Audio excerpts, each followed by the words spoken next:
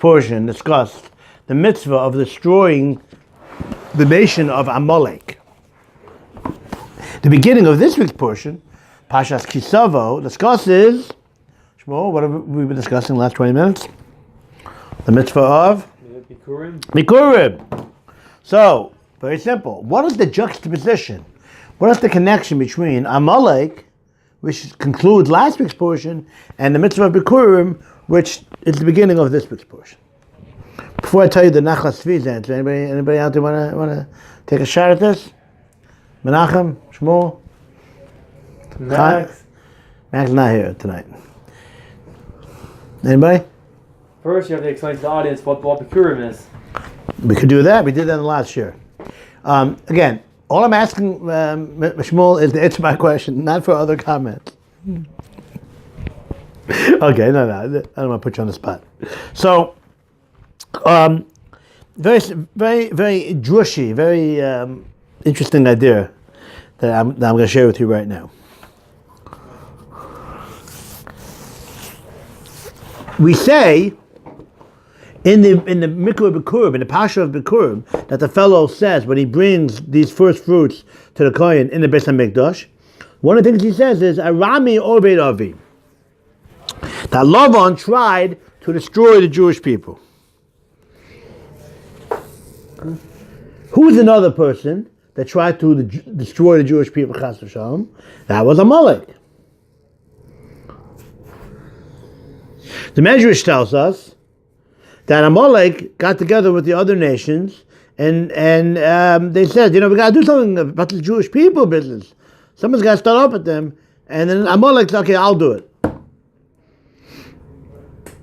So you see from the Medrash that the examples from the Torah was Lavan, from the Medrash was Amalek, of nations that started off with the Jewish people, that tried to destroy Chas v'shalom, heaven forbid, the Jewish people.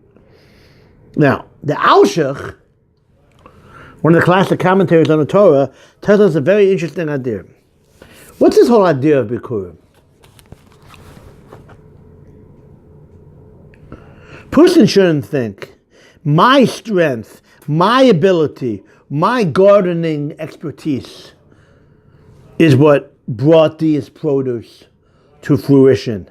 Fruition. There's a T over there. A little pun. Okay, the fruits. So a person shouldn't think what I did is what brings the fruits. In general, I hire the white lawyers to make the big bucks, to pay for the Purim parties, right? It's all me. It's all me. I do everything. Person shouldn't think that. It's Hashem that does everything.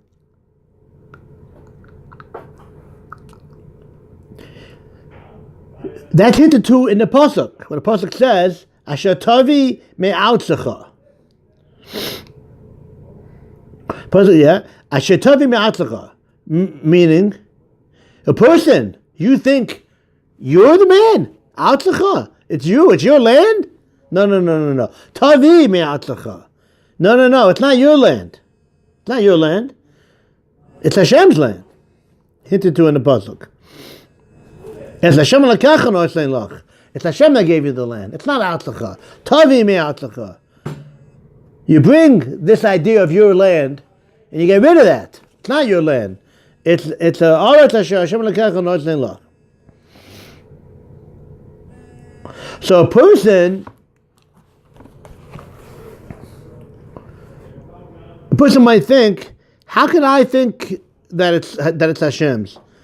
The Maisa, I did all the work. If not for me, nothing would happen. Right? I mean, it's natural for a person to think that. You're not a bad person if you think that. So Torah is addressing that point. Torah is addressing this very point, and that's why it juxtaposes the story of Lavan and the story of Amalek. If not for Hashem saving us, we would be destroyed, Chas v'shalom. That's why we bring in Amalek before the Pasha of Bikurim, and we mentioned Lavan in the midst of the Pasha of Bikurim. Because just like Hashem saved us, and if not for Hashem saving us, we would be Afar Adama, we'd be the dust of the land, we'd be nothing. So says the Torah. A person wants to know, how do you get to this madrega? By realizing that it's really not you. It's Hashem who did everything. Look at Amalek. Look at Lavan. Just like it was Hashem that saved us physically and made us be able to be alive. If not for Hashem, they wanted to destroy us. But thank God, because Baruch Hu saved us. It's a beautiful idea. The reason why Amalek and Lavan are connected here with the Parshas Bikurim is look at the Amalek, look to Lavan, and you realize that just like Hashem saved our physical being, if not for Him, we wouldn't be around. So if not for Him, we wouldn't be able to have any produce. And therefore, when we bring the Bikurim, we have in mind this idea that it's Hashem that did everything, and we're just His shluchim. But if not for Him, nothing would happen. A beautiful idea that we learn now. The Bikurim teaches us this idea that everything we have is from Hashem, and if not for Him, we would have nothing.